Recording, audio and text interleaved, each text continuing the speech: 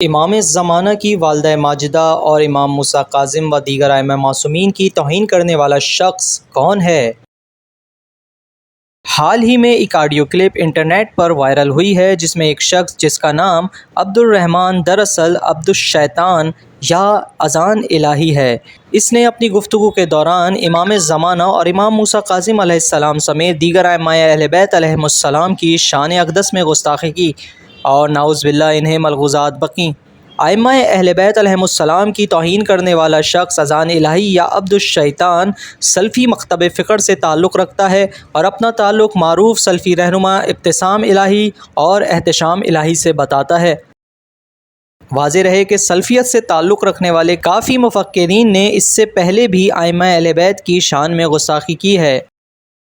حال ہی میں توہین اہل بیت پر مبنی عبد الشیطان نامی مولوی کی آڈیو کلپ نے شیعہ و سنی مسلمانوں میں شدید غم و غصہ پیدا کر دیا ہے، جس کے بعد احتجاج کا سلسلہ جاری ہے۔ سوشل میڈیا اور مسلسل ہونے والے احتجاج کے بعد علامہ ابتسام الہی کی جانب سے وضاحتی بیان بھی سامنے آ گیا ہے۔ اس بیان میں انہوں نے عبد الشیطان یا اذان الہی سے لا تعلقی کا اعلان کرتے ہوئے اس کے خلاف کارروائی کا مطالبہ کیا ہے۔ جو اپنے آپ کو عبد الرحمن سلفی یا اذان الہی یا ہمارے خان وادے کا شخص کہتا ہے، اس کو بقایا طور کے اوپر انویسٹیگیٹ کرنے کے بعد گرفتار کرنا چاہیے، مقدمہ چلانا چاہیے اور قرار واقع سزا ملنی چاہیے۔ دوسری جانب اذان الہی کے خلاف لاہور میں توہین اہل بیت کا مقدمہ بھی درج کر لیا گیا ہے۔ اہم نقطہ یہ ہے کہ توہین صحابہ کا شور مچانے والی پاکستان دشمن تنظیمیں توہین اہل بیت پر خاموش تماشائی ہیں، جو اس بات کی دلیل ہے کہ توہین صحابہ کا جھنڈا صرف اور صرف فتنہ پیدا کرنے کے لیے اور ملک کا امن تباہ کرنے کے لیے استعمال کیا جاتا ہے۔ اگر یہ عاشق صحابہ ہوتے تو کبھی بھی توہین اہل بیت پر خاموش نہ بیٹھتے، کیونکہ اصحاب رسول خود عاشق اہل بیت تھے۔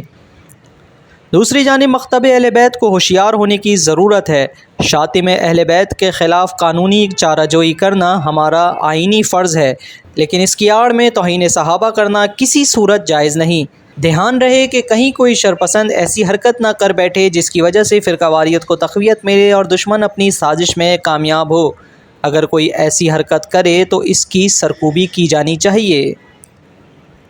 اب یہاں لمحہ فکریہ یہ ہے کہ اذان الہی نامی ناسبی کی جانب سے ائمہ اہل بیت علیہم السلام کی توہین، صحابہ کرام اور امہات المومنین رضی اللہ تعالیٰ عنہ کی توہین کا رد عمل بتایا جا رہا ہے۔ اب سوال یہ ہے کہ جنہوں نے بھی یا جو بھی اہل بیت علیہم السلام کے عشق میں ان کے دشمنوں پر لعن طعن کرتا ہے یا کھلے عام گالیاں دیتا ہے اور اس کے رد عمل میں ناسبی اہل بیت کی توہین کرتے ہیں، تو کیا شاہ سے زیادہ شاہ کا وفادار اس توہین اہل بیت کے جرم میں شریک جرم نہیں؟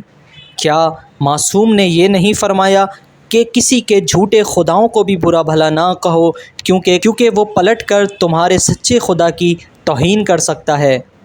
اور کیا معصوم نے یہ بھی نہیں فرمایا کہ ہمارے لیے باعث زینت بنو؟